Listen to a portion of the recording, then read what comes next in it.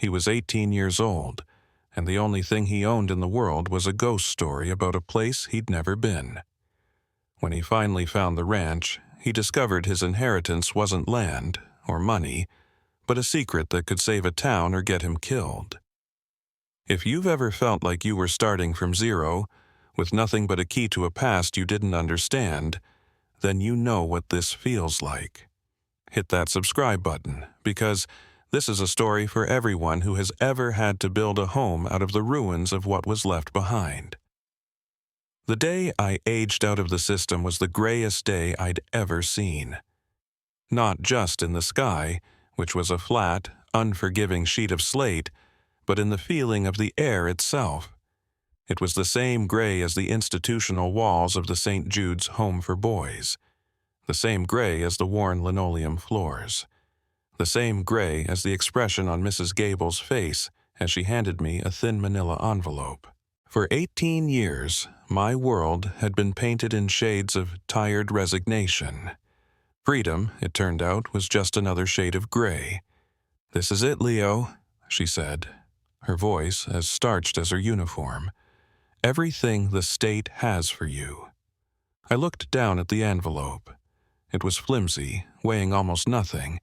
It felt like an insult. 18 years of my life, of breathing, of dreaming, of surviving, and it all came down to a piece of paper that could be carried away by a stiff breeze. Inside was a cashier's check for $142, my final payout from the odd jobs I'd done, and another, smaller envelope. It was old, the paper yellowed and brittle at the edges. My name was written on the front in a spidery, unfamiliar hand. "What's this?" I asked, my voice raspy. I hadn't used it much that morning. Mrs. Gable shrugged, a gesture that managed to convey both impatience and disinterest. "It came a long time ago, from a lawyer, your grandfather's estate, I believe. We were instructed to hold it until you turned 18. Don't get your hopes up." The social worker's report said it was a derelict property with significant back taxes, probably more of a liability than an asset. A liability. That's what I was, too. A line item in a state budget, a file in a cabinet, a problem to be managed until the clock ran out. My grandfather. The words felt foreign. He was a phantom, a name in a file I'd glimpsed once. He'd put me in St. Jude's after my parents died in a car wreck when I was a baby. He never visited. Not once. In my mind, he was a monster of neglect, a man who had thrown me away like trash. And now, from beyond the grave, he was sending me a letter about a liability. It felt fitting. I clutched the envelope and my meager check, slung a worn duffel bag over my shoulder, and walked out the heavy oak doors of St. Jude's for the last time. The cold air hit me, sharp and real. It didn't feel like freedom. It felt like being pushed off a cliff. For 200 yards, I didn't look back. I just listened to the sound of my own footsteps on the pavement, a lonely rhythm in a silent world. Then I stopped at the bus station, a small, sad building at the edge of town, and used a chunk of my $142 to buy a one-way ticket to a place called Redemption, the town listed on the letterhead of the lawyer's envelope. The bus groaned and rattled, its engine a tired, rhythmic sigh. I sat by a grimy window, watching the landscape blur into a smear of brown and green. Other passengers slept or talked in low murmurs, their lives a mystery to me, their destinations places they called home. I had no home. I had a direction, but not a destination. I carefully opened the outer envelope. The letter inside was from a law firm, Vance and Associates. It was brief and formal. It informed me that upon his passing, my grandfather, Arthur Vance, had left me his sole property, Starlight Creek Ranch, located at the end of Old Mill Road, Redemption. It requested my presence to discuss the particulars of the inheritance. The letter was dated 6 years ago. They had been waiting. I leaned my head against the cool glass of the window. Redemption. The name felt like a cruel joke. What redemption was there for a boy raised by the state? A boy whose own blood had abandoned him. What was waiting for me there? A pile of rotting wood and a mountain of debt, according to Mrs. Gable. A final, posthumous middle finger from the man who never wanted me. I closed my eyes, the bus rocking me like a cradle, and for the first time, I felt a flicker of something other than gray numbness. It was a tiny, dangerous spark of anger. Fine, I thought. I'll go. I'll see the mess you left me. I'll see the final piece of our broken story, and then I'll walk away and never look back. The bus engine droned on, carrying me toward a past I'd never known and a future I couldn't imagine. I was a ghost, haunting the landscape of my own life, and I was heading for a ghost town of my own. The town of redemption wasn't quite a ghost town, but it was definitely breathing shallowly. It was a single main street lined with brick buildings from a century ago, their facades weary and sun-bleached. A few pickup trucks were parked at slanted angles in front of a diner, a hardware store, and a dusty-looking saloon. The air smelled of dry earth and distant cattle. It was the kind of quiet that gets under your skin, a silence that felt heavy with unspoken histories. I got off the bus and stood on the sidewalk, my duffel bag feeling heavier than it had before. I was an alien here, my city orphan pallor and worn-out hoodie marking me as an outsider as clearly as a brand. The law office of Vance & Associates was a small, unassuming storefront tucked between the hardware store and a closed-down cinema. The name on the glass was faded, and I wondered if it was the same Vance as my grandfather. The bell above the door chimed weakly as I entered. The man behind the large wooden desk didn't look up immediately. He was older, with thinning gray hair and a face etched with the kind of lines that come from frowning at paperwork for 40 years. He wore a rumpled suit and a tired expression. "Can I help you?" he asked, his voice dry as autumn leaves. "I'm Leo Martinez," I said. "I got a letter about Arthur Vance's estate." His eyes finally lifted from his papers, and they were sharp, intelligent, and surprisingly gentle. He studied me for a long moment, a flicker of something unreadable in his gaze. "Mr. Martinez, we've been expecting you. I'm Elias Vance. Arthur was my cousin." He gestured to a worn leather chair in front of his desk. I sat, the springs groaning in protest. The office was filled with the smell of old books and dust.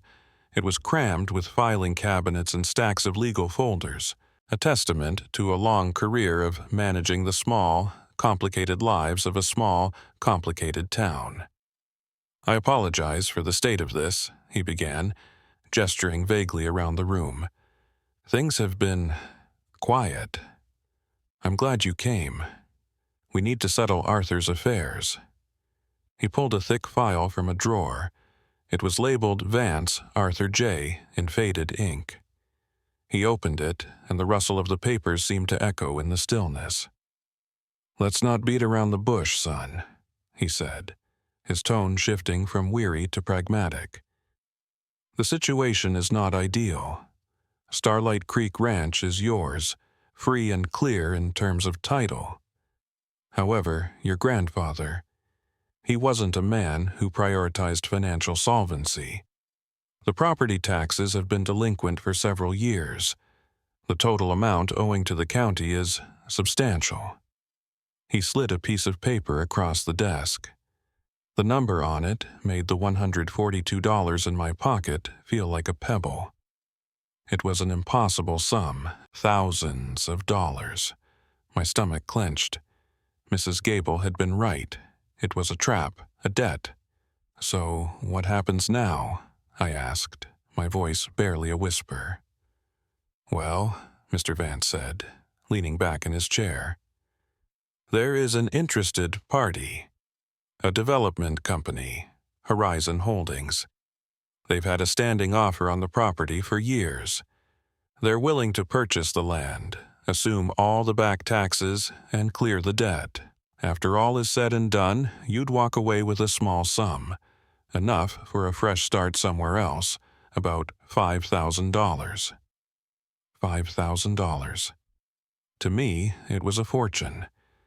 It was a ticket to anywhere, a chance to disappear and build a life where no one knew my name or the number on my file. It was the smart choice, the only choice. Sell the rotten legacy of a man I hated and buy myself a future. Why do they want it? I asked, a sliver of suspicion cutting through the allure of the money. If it's so worthless. Mr. Vance sighed, taking off his glasses and rubbing the bridge of his nose.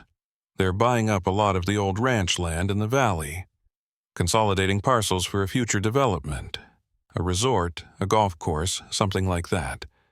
Your grandfather's land is one of the last holdouts. It's strategically located. To them, it's just a piece of a puzzle. He slid a large rusted key across the desk, along with a cardboard box tied with twine. These were his personal effects. The key is to the front door. I'd advise you to go out there, take a look for yourself, see what you're selling. The offer from Horizon is on the table. It's a good one, Leo. It's clean. Your grandfather, he was a stubborn man. He fought everyone, everything. You don't have to inherit his fights. I picked up the key. It was heavy, ornate, from a time when things were built to last. It felt cold and solid in my palm. This was it. The key to my past. The key to a place that was supposed to be mine, but felt like a curse. The logical part of my brain, the part that had been sharpened by years of institutional survival, was screaming at me to sign the papers, take the money, and run. But another part, a smaller, quieter part I didn't recognize, was curious. What kind of man amasses that much debt to hold on to a pile of dirt? What was he fighting for? "I'll go see it," I said, my voice firmer than I expected. "I need to see it first." Mr. Vance nodded slowly, a hint of approval in his eyes. That's wise. A man should know what he's giving away. He gave me the number of a local guy, Sal, who ran a makeshift taxi service. He'll take you out there. It's a ways out of town. I left the office with the key in my pocket and the box under my arm. The sun was lower in the sky, casting long shadows down the main street. The silence of the town seemed different now, less empty, more watchful. I was no longer just a ghost passing through. I had a name here, I had a history, I had a liability. And for the first time in my life, I was walking toward something that belonged to me, even if it was just a ruin. Sal was a man who looked like he'd been carved from the local landscape. His face was a road map of wrinkles, his hands were calloused, and his eyes held the steady, patient gaze of someone who has watched a lot of seasons turn. His truck was as old and reliable as he was, a dusty Ford that smelled of oil and coffee. He didn't say much as we drove out of Redemption, the town shrinking in the rearview mirror until it was just a speck.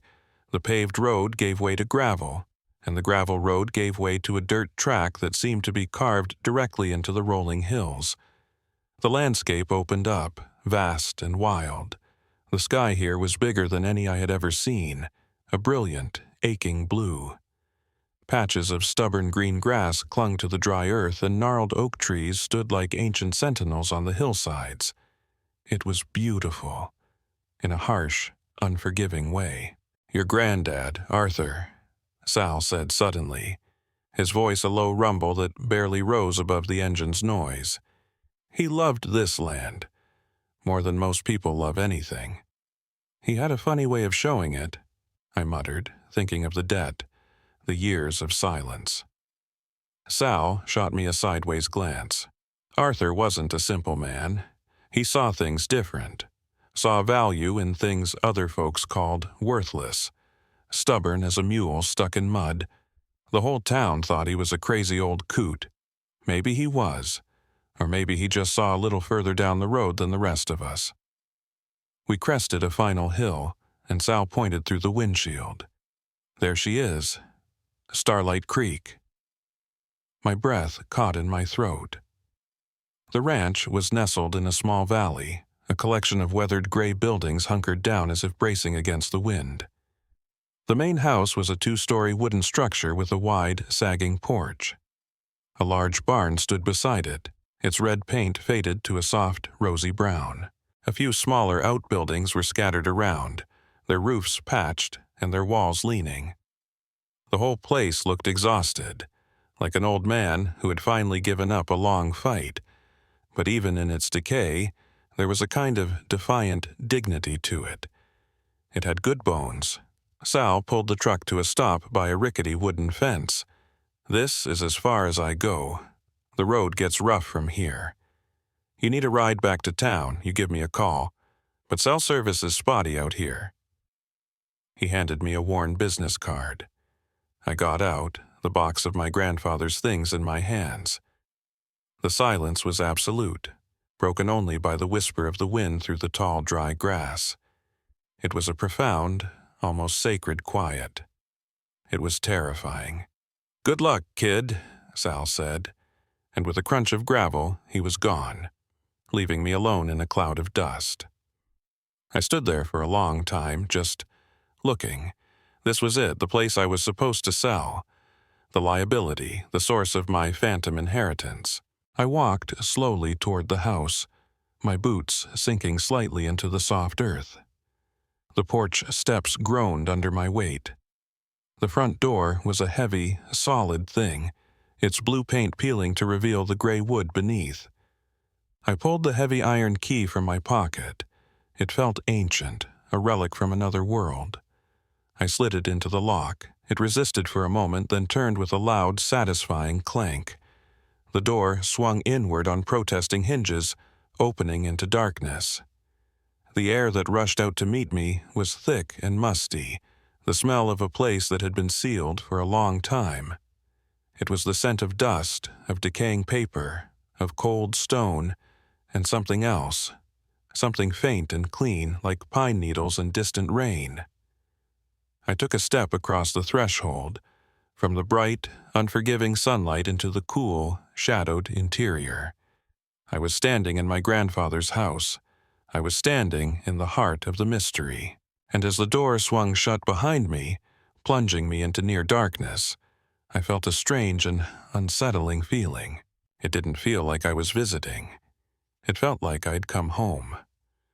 My eyes adjusted slowly to the gloom. Sunlight filtered through grimy windows, cutting dusty shafts of light through the air. The living room was filled with furniture, but it was all hidden under white dust cloths, making the room look like it was populated by a silent congregation of ghosts. I pulled a sheet off a large armchair, and a cloud of dust motes danced in a sunbeam. The chair was worn leather, cracked and faded, with the distinct impression of a body that had sat in it for thousands of hours. I could almost see him, a faceless old man, sitting here in the quiet, staring out at the land. I moved through the house like a trespasser, my footsteps echoing on the wooden floors. The kitchen was simple, with a large farmhouse sink and old, yellowed appliances. A calendar on the wall was still turned to a month 6 years ago. It was a time capsule, a life interrupted. Upstairs, there were 2 bedrooms. One was empty, pristine, as if waiting for a guest who never arrived. The other was clearly his. A simple iron bed frame, a tall wooden dresser, and a nightstand. The bed was unmade, the sheets and blankets in a heap, as if he'd just gotten up one morning and never returned. It was a stark, lonely room, the room of a man who lived a solitary life. I set the cardboard box he'd left me on the dusty dresser.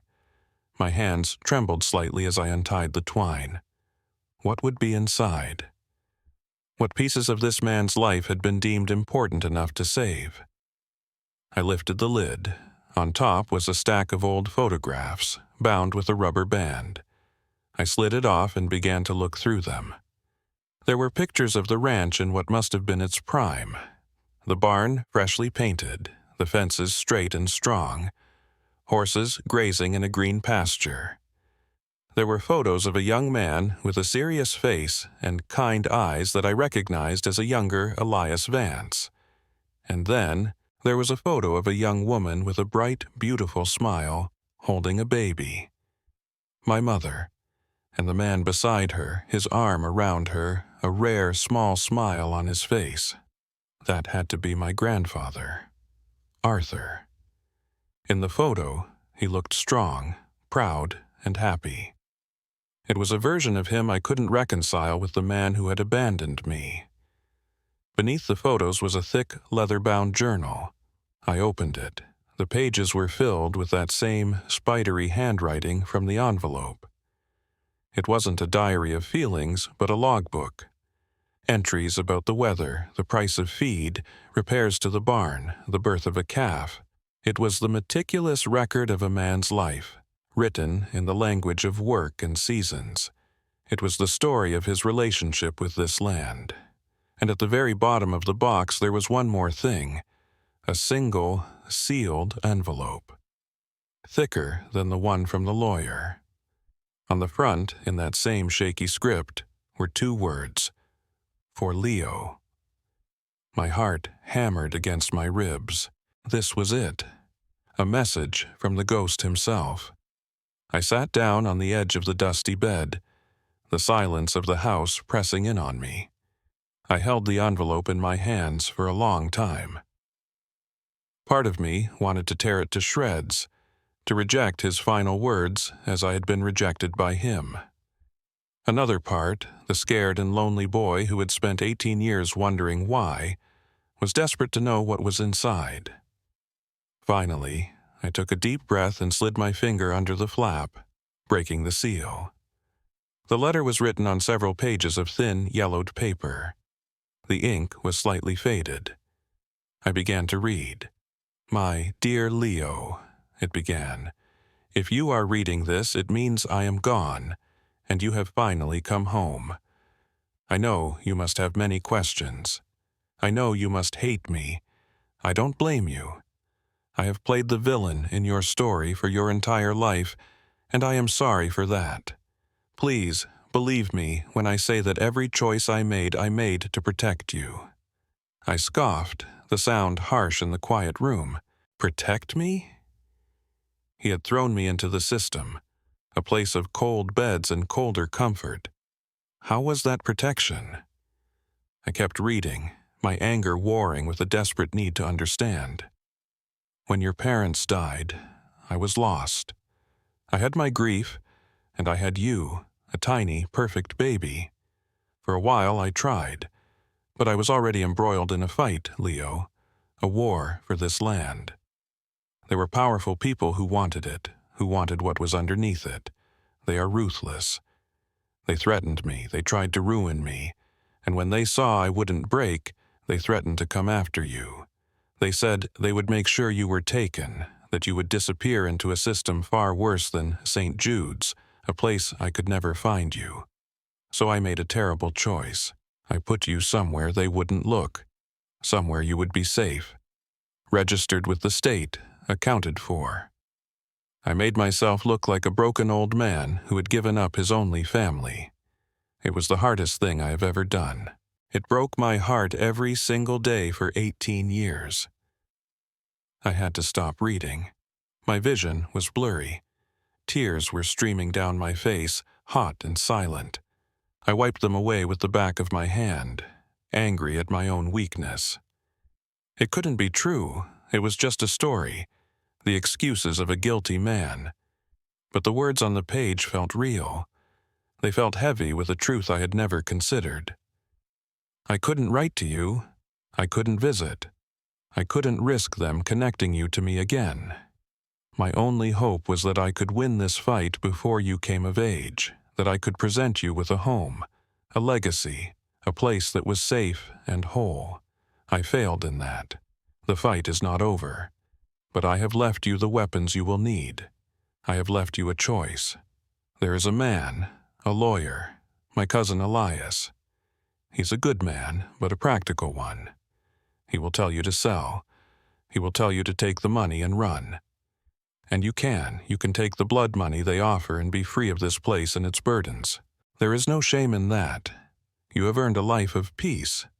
But if you have any of my stubborn blood in you, if you feel what I feel when you stand on this land, then there is another path. I have left you a legacy, Leo, not of money, but of something far more valuable. It is hidden, it is safe. To find it, you must start in the place where new life begins, but also where the tools of our labor rest. Look beneath the bench where I mended what was broken. What you find there will be the beginning.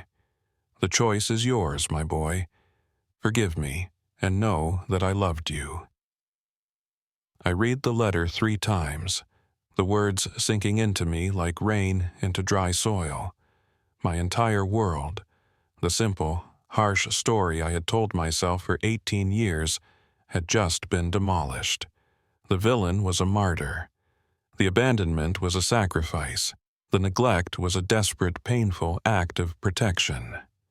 I sat there in the fading light, the letter clutched in my hand, and I cried.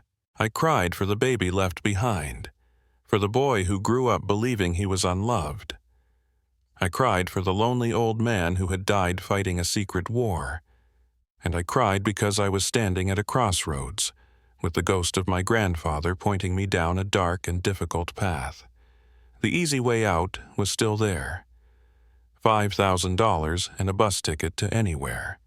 A clean break. No fights, no debts, no ghosts. It was everything I thought I wanted. But as I sat there in his room, surrounded by the silent evidence of his life, I knew I couldn't take it. Selling this land now wouldn't be a business transaction. It would be a betrayal. It would mean his sacrifice, his entire lonely, stubborn life, was for nothing. I folded the letter carefully and put it in my pocket. I looked around the room, at the unmade bed, the worn-out boots by the door. This wasn't just a derelict property anymore. It was a battlefield. It was a testament. It was my home, and I wasn't going to sell it. I was going to fight for it. I didn't know how. I had no money, no power, no allies except for a weary lawyer who thought I should run. But my grandfather had left me a clue. He had left me a starting point. And as darkness fell over Starlight Creek Ranch, I stood up, my path clear for the first time in my life. I was going to the barn. I stood there on that dusty floor, with the weight of his words settling over me, and I had to make a choice that would define the rest of my life. Sell and run, or stay and fight.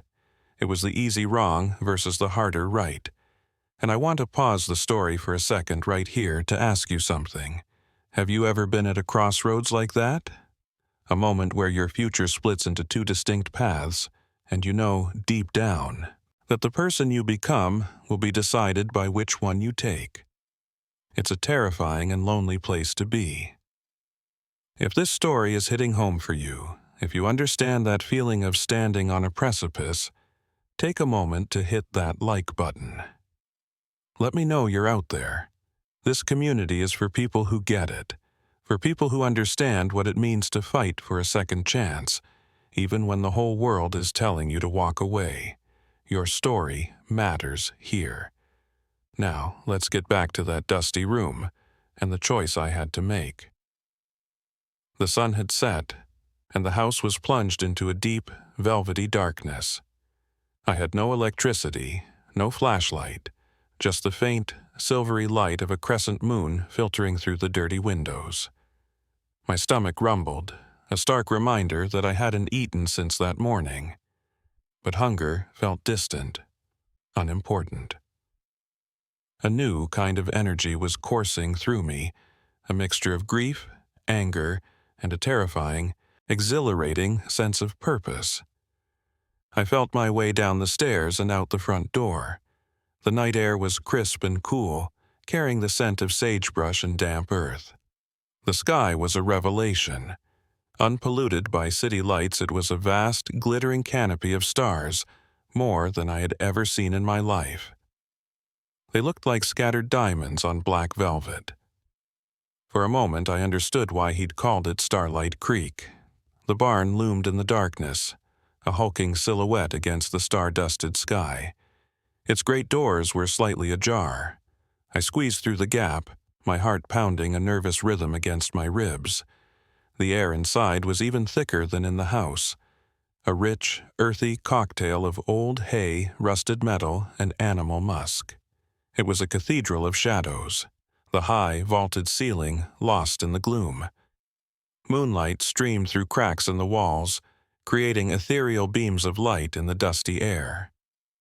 The place where new life begins, but also where the tools of our labor rest. I whispered his words into the darkness. It had to be the workshop area. I moved cautiously, my hands outstretched, feeling my way along a rough wooden wall until I bumped into a solid structure. A workbench. I ran my hands over its surface. It was cluttered with old tools, jars of nails and screws, and the faint, sharp smell of oil. This was it, the place where he mended what was broken. I knelt down, the floorboards cold and rough beneath my knees. I felt around under the bench, my fingers brushing against dirt, wood shavings, and spider webs. It was a long, deep space. I crawled further in, the smell of damp earth growing stronger.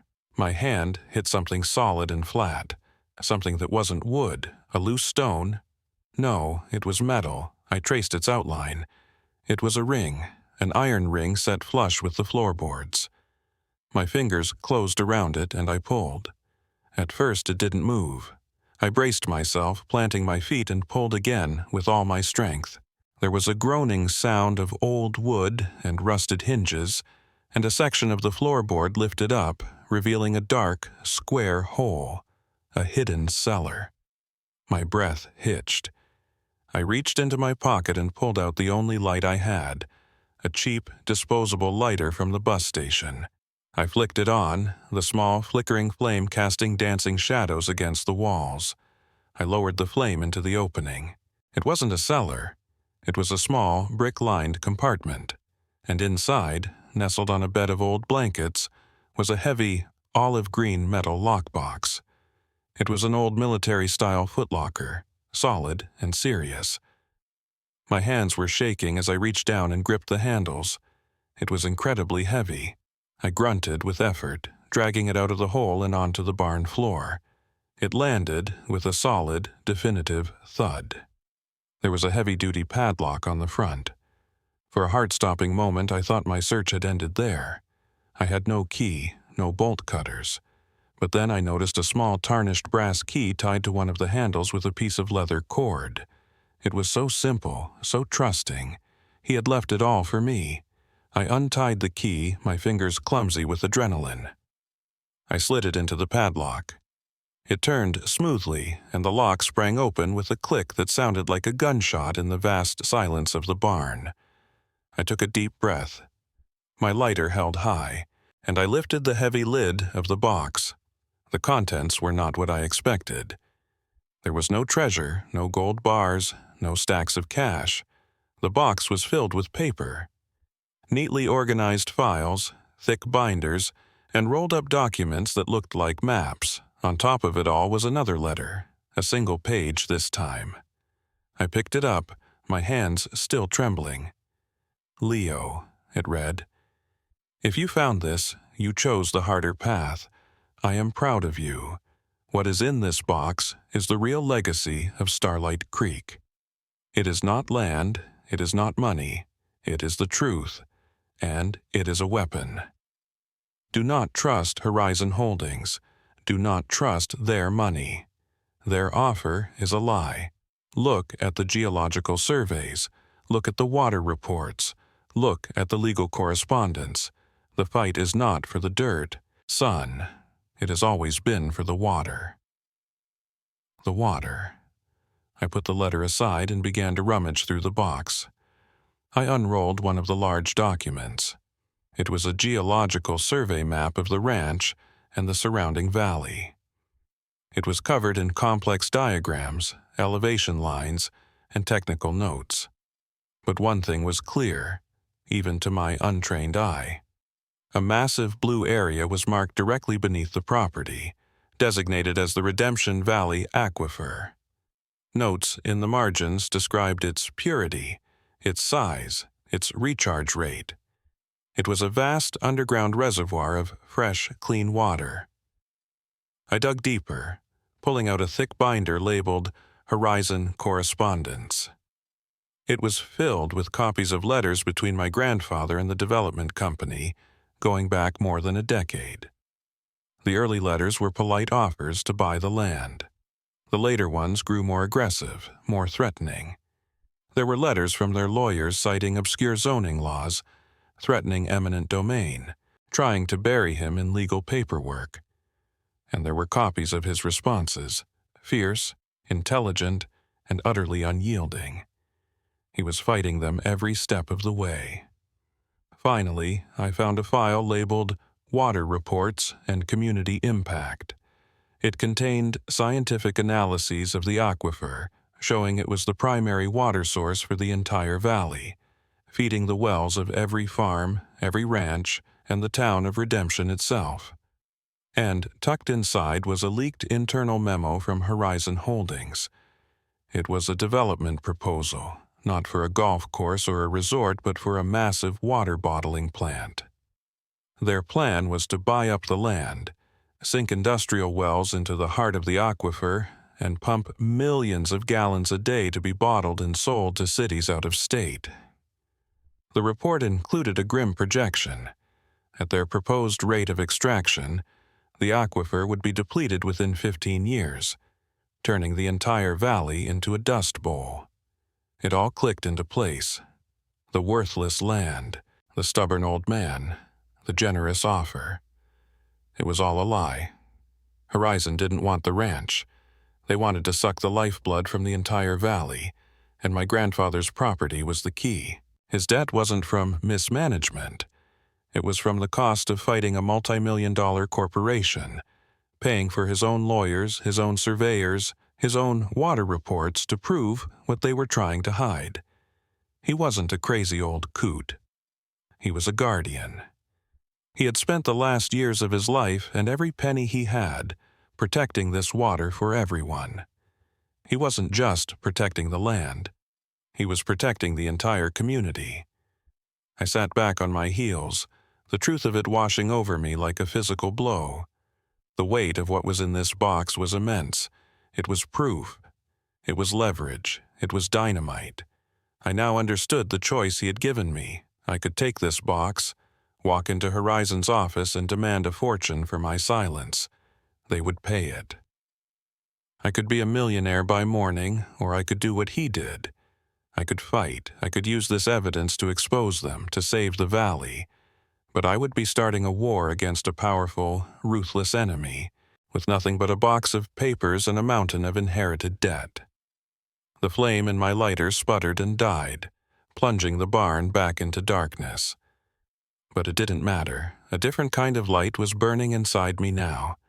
A fierce, clear flame of purpose. My grandfather hadn't left me a liability. He hadn't left me a ruin.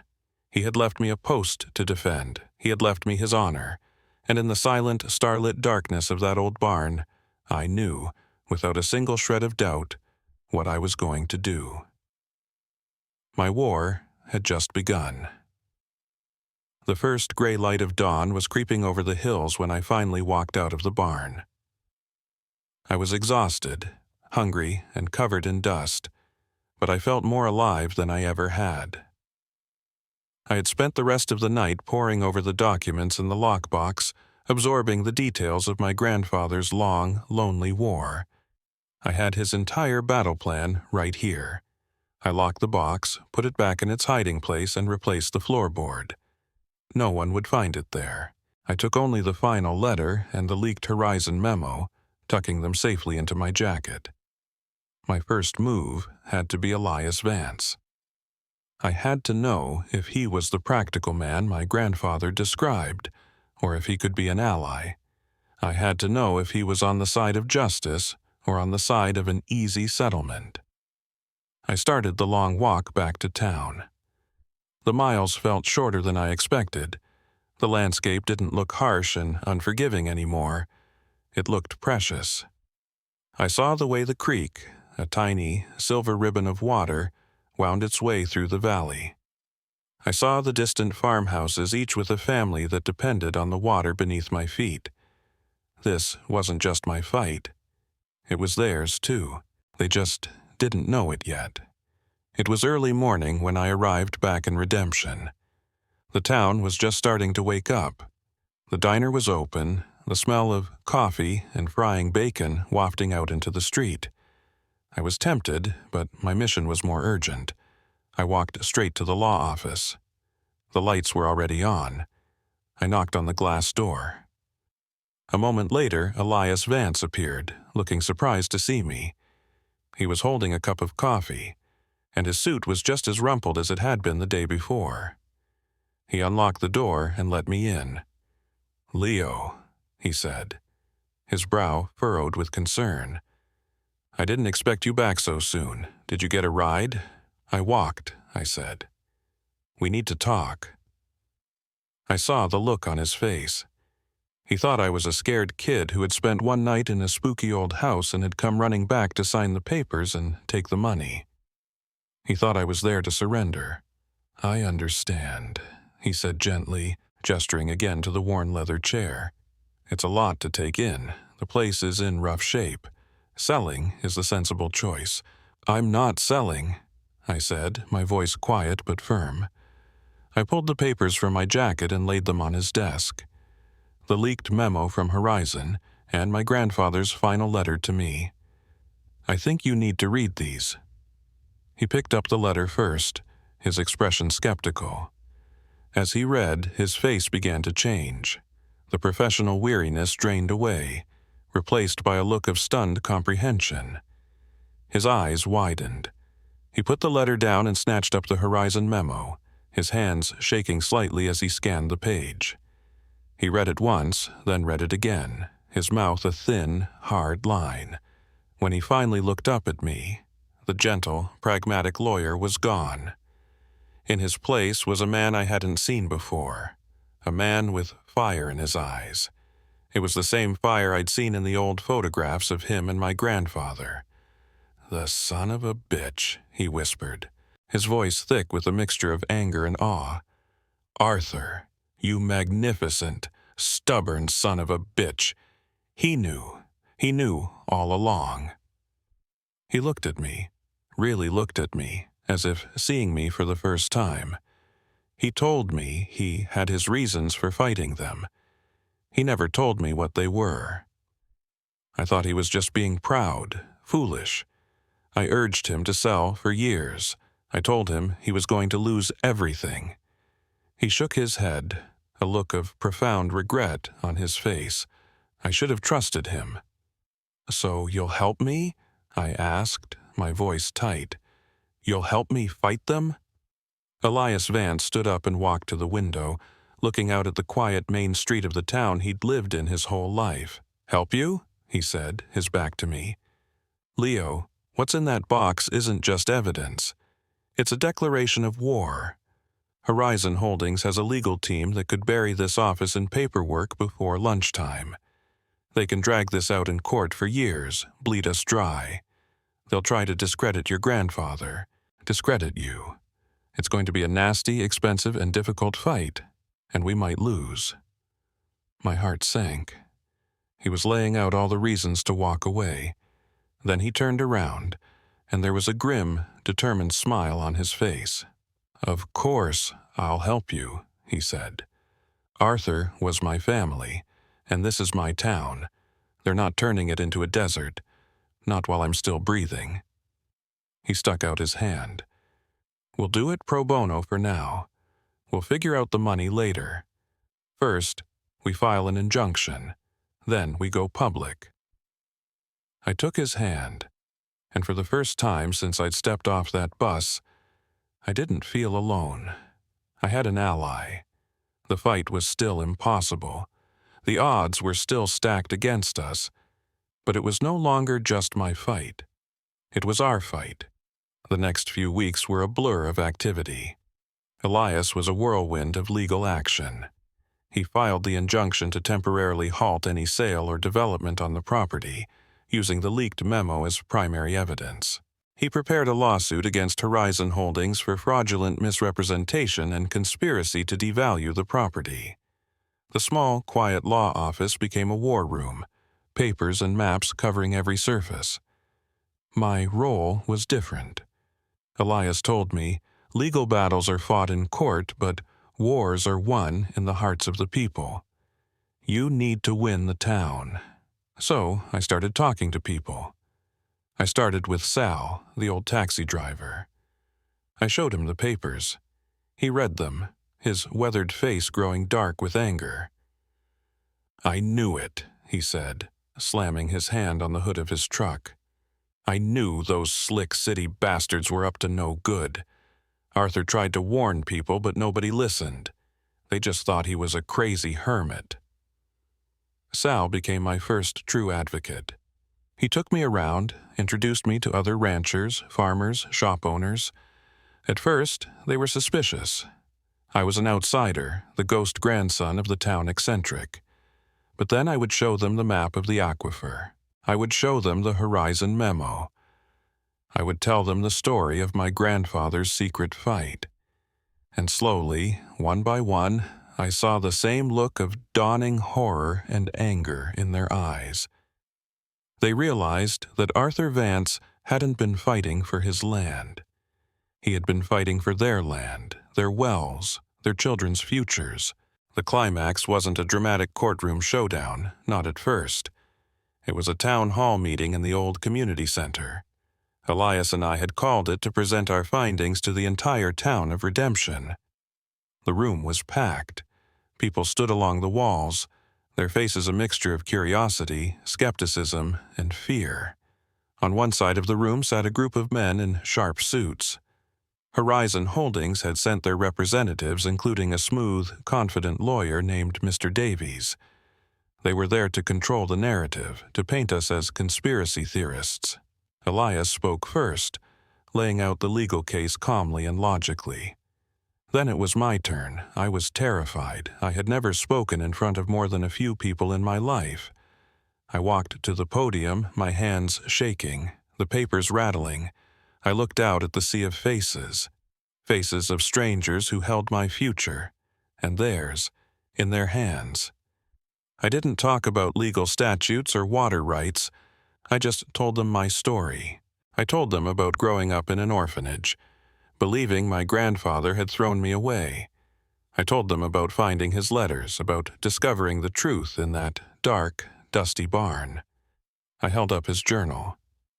"This isn't the diary of a crazy man," I said, my voice shaking but clear. "This is the record of a guardian, a man who gave up everything, including his own family, to protect his home, to protect your home." Mr. Davies from Horizon stood up then, his smile condescending. "This is a touching story, Mr. Martinez," he said, his voice dripping with false sympathy. "But it is just that, a story. You have no concrete proof, just the ramblings of a senile old man and a document of questionable origin. Horizon Holdings has a generous offer on the table, an offer that would benefit this entire community with jobs and development." Just then, an old woman in the front row stood up. I recognized her as Mrs. Gable, the owner of the town's main diner. She called out, her voice trembling with rage. A murmur went through the crowd. Another man stood up, a farmer in overalls. "My family has worked this land for 4 generations. We're not going to let some corporation turn it into a desert so they can sell our water back to us in plastic bottles." Suddenly, the room erupted. People were shouting, yelling at the Horizon representatives, sharing their own stories of strange water issues, of feeling bullied by the company's land agents. The slick confidence on Mr. Davies' face evaporated, replaced by a look of panic. They had underestimated this town. They had underestimated the legacy of the stubborn old man. They had underestimated me. The battle was far from over, but in that moment, We had won a major victory. We had turned a collection of disconnected people into a community. We were united. The Horizon team left the meeting amidst a chorus of angry shouts. That night, the town of Redemption felt different. The quiet wasn't heavy anymore. It was alive, buzzing with a newfound energy, a shared sense of purpose. I walked back to the ranch, my ranch, under the brilliant canopy of stars. The house was still dark and cold, the roof still leaked, the porch still sagged. But for the first time in my entire life, I was walking toward a place that felt truly like home. It wasn't a building, it was a purpose, it was a fight, and I was finally exactly where I was supposed to be. The months that followed were a long, grinding war of attrition. Horizon Holdings didn't just pack up and leave. They buried us in legal motions. They hired private investigators to dig up dirt on my grandfather, on me, on Elias. They ran ads in the regional papers promising jobs and prosperity, painting us as anti-progress radicals who were holding the valley back. It was ugly, and it was exhausting. There were days I would sit on the sagging porch of that old house, looking out at the vast, beautiful land, and feel the weight of it all threatening to crush me. The loneliness was a physical presence, a constant companion, but I wasn't truly alone. The town had rallied. Sal would show up with a truck full of volunteers on weekends to help me start repairing the ranch. Men who were carpenters and plumbers by trade would spend their Saturdays fixing the leaky roof, reinforcing the porch, getting the old water pump working again. The women from the town would bring casseroles and pies, leaving them on the porch with notes of encouragement. They started a legal defense fund at the diner, a pickle jar by the cash register where people would drop their spare change and crumpled bills. It wasn't much, but it was everything. They were investing in me, in the fight. They were showing me that I belonged. I started working the land. I found my grandfather's old journals and logbooks, and I read them not as history, but as a manual. I learned the rhythms of the seasons, the language of the soil. I cleared fields, mended fences, and with a small loan from the town's credit union, I bought a few head of cattle. The work was brutal, backbreaking, and honest. It left me sore and exhausted every night, but it also grounded me. With every fence post I set, with every acre I cleared, I felt like I was putting down my own roots, becoming part of this place in a way I never thought possible. The ranch slowly began to come back to life. The barn, once a tomb of secrets, was now filled with the smell of fresh hay and the low sounds of animals. The house, once a dusty time capsule, was now my home. I had repaired the windows, painted the walls, and filled it with second-hand furniture from the town's church bazaar. It wasn't perfect, but it was mine. I had built it not just with my own hands, but with the help of a community that had claimed me as one of their own. The legal battle finally turned in our favor when a former employee from Horizon Holdings, his conscience spurred by the news reports of our fight, came forward as a whistleblower. He provided internal emails that proved, beyond a shadow of a doubt, that the company knew about the aquifer, knew their plans would destroy the valley's water supply, and had actively conspired to acquire my grandfather's land through fraudulent means. It was the smoking gun Elias had been waiting for. Faced with a massive public lawsuit and a federal investigation, Horizon Holdings finally surrendered. They withdrew their offer, abandoned their development plans for the valley, and settled with the town for a significant sum as compensation for the legal fees and damages. The war was over. We had won. The day the news broke, the entire town of Redemption threw a party in the main street. There was music, dancing, and food. People I barely knew came up to hug me, to thank me, their faces shining with relief and gratitude. Elias Vance, his suit looking more rumpled than ever, put his arm around my shoulder. "He would be so proud of you, Leo," he said, his voice thick with emotion. You didn't just save the ranch. You saved all of this. I looked around at the joyful faces, at the small town that had become my whole world. I thought of the angry lost boy who had stepped off a bus here less than a year ago, a boy who thought he had nothing and no one. And I realized my grandfather had left me an inheritance after all. It wasn't the land, or the water, or even the truth. It was a chance to find a home, to build a community, to become a man worthy of his sacrifice. My story isn't really about a ranch or a legal battle. It's about what it means to inherit something more than money. I inherited a purpose. I learned that home isn't a place you are given, it's a place you choose to fight for. The scars from my past, from those 18 years of feeling abandoned and worthless, they're still there. They probably always will be, but they don't define me anymore. They are a part of my story, a part of the journey that brought me here, to this porch, on this land, under these stars. My grandfather didn't leave me a ruin to sell. He left me a foundation to build upon. He gave me a home, not by handing me the keys, but by showing me how to earn it. And that is a legacy worth more than all the money in the world. My story isn't over. It's really just beginning. And maybe yours is too. Maybe you're at your own crossroads, facing your own impossible fight. If you believe in second chances, in the power of community, and fighting for what matters even when the odds are stacked against you, then join our community. Hit that subscribe button. Share your own story in the comments below. Tell me about the ranch you had to fight for, the legacy you chose to protect. Because every one of us has a purpose worth defending, a home worth building, and we don't have to do it alone. Thank you for listening.